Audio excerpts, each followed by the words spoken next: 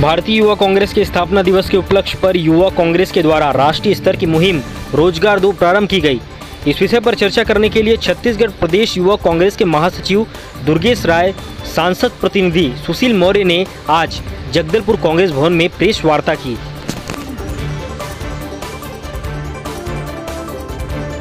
के माध्यम से देश के तानाशाह प्रधानमंत्री नरेंद्र मोदी जी को युवा कांग्रेस रोजगार दो कैंपेन के माध्यम से चेताता है कि आपके गलत नीतियों के चलते, नोटबंदी और कोविड में आपकी जल्दबाजी के चलते 12 करोड़ नौकरियां खत्म हो चुकी है। इस पर आप मौन हैं। देश में बेरोजगारों की संख्या दिन प्रतिदिन बढ़ती जा रही है और आप सभी जानते हैं कि देश में जो मरने वालों का आंकड़ा उसमें सबसे ज़्यादा युवा है। हम नरेंद्र मोदी जी से विनती करते हैं, आग्रह करते हैं कि आप लोगों ने जो 6 वर्ष पूर्व 2 करोड़ नौकरियों का जो शब्दवाक दिखाकर जनता को गुमराह कर, युवाओं को गुमराह कर आपने चुनाव जीता, उस पर आप कब अमल करेंगे? 6 वर्ष हो चुके, अब तक कम से कम 12 करोड़ नौकरियां आप लोगों को देना था, परंतु आप सत्ता में आने के बाद युवाओं की जो आपने बड़ी बड़ी बातें की थी हक के, इस पर आप मौन क्यों? यूथ कांग्रेस रोजगार दो कैंपेन के माध्यम से देश के प्रधानमंत्री आदरणीय मोदी जी से सवाल पूछता है कि आपने नोटबंदी जल्दबाजी में किए कि काला धन और जो जाली करेंसी वो खत्म हो जाएगा। 4 साल हो गए परंतु आज तक जाली करेंसी और नोट काला धन कहाँ गया, इस पर आप मौन हैं। नोटबंदी के कारण देश में आर्थिक विकास दर कम हो गई और कई सारे जो असंगठित कर्मकार हैं उनमें रोजगार जो थे हमारे साथी वो बेरोजगार हो गए, इस पर आप मौन हो गए। कोविड में आपने जल्दबाजी में कई सारे फैसले लिए, उसके कारण कई सारे साथी हमारे बेरोजगार हो गए। उन बेरोजगारों को आप कब रोजगार देंगे? ये हमारे कांग्रेस का कैंपेन है। प्रेस वार्ता का ही हमारा उद्देश्य है कि नरेंद्र मोदी जी, आप देश युवाओं का देश है, आप इन्हें रोजगार दें। इसी से जुड़ा एक सवाल है जी। तो कांग्रेस की सबसे बड़ी योजना अभी जो गायों की मौत हुई है, जिसे ये लापरवाही है।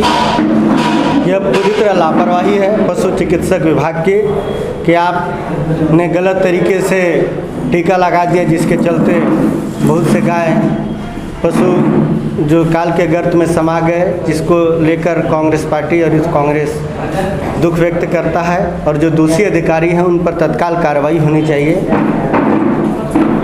मेडिकल कॉलेज और माननीय अस्पताल के लिए आप लोगों ने बहुत कुछ प्रयास किया था, लेकिन अव्यवस्था सुधरने का नाम नहीं है। इससे कल डॉक्टर की मौत हो गई, उसके बाद कल रात 10 बजे की बीमार व्यक्ति को देख रेख करने वाला नहीं है, क्यों नहीं है? क्या करूँ? देखिए, 18 महीने की सरकार है। इस 18 महीने की सरकार में स्वास्थ्य सुविधाओं में जो कमियां थी धीरे धीरे सुधर रही है। मामला चूँकि कोविड के आप सभी जानते हैं कि कई सारे जो चिकित्सक हैं होम क्वारंटाइन हैं, कई सारे लोग आइसोलेट में हैं, तो इस वजह से सिस्टम थोड़ा बिगड़ा हुआ है। जब इस पर अधिकारियों से चर्चा हुई, उन्होंने कहा कई सारे अधिकारियों को मोबाइल भी बंद है और अस्पतालों में बस से नहीं पूरे देश के अस्पतालों में व्यवस्था का आलम है।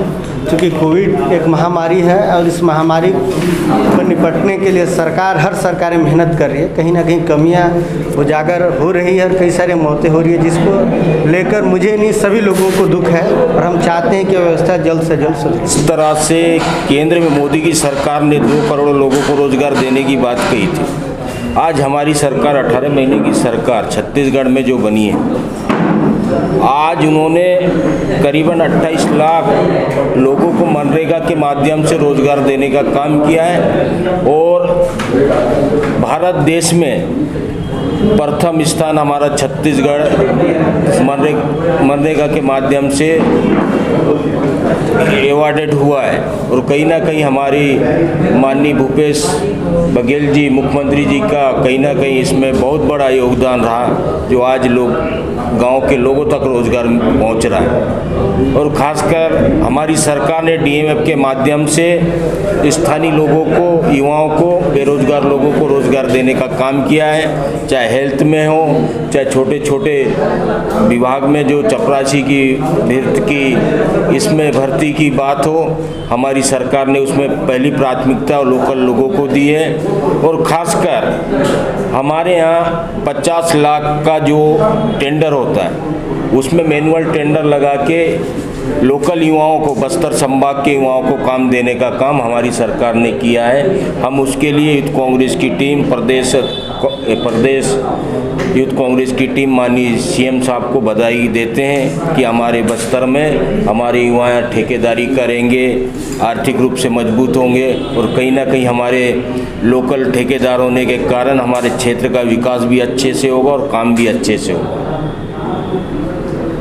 डीएमएफ फंड का आपने जिक्र किया है, उसमें अतिथि शिक्षकों का अभी तक सैलरी नहीं मिला है। अतिथि शिक्षकों की सैलरी बहुत जल्द मिल जाएगी, क्योंकि कोरोना काल है और हमारी सरकार 18 महीने हो चुकी है और 18 महीने में कहीं ना कहीं हमारी सरकार हर चीज़ को सोच समझ के, अभी आप कोविड का समय है, खासकर हमारी सरकार कोविड पे लगी हुई है और इस हमारी सरकार आज मृत्यु दर हमारे यहाँ बहुत पूरे सबसे बहुत से स्टेट से हमारे यहाँ बहुत कम है मृत्यु दर।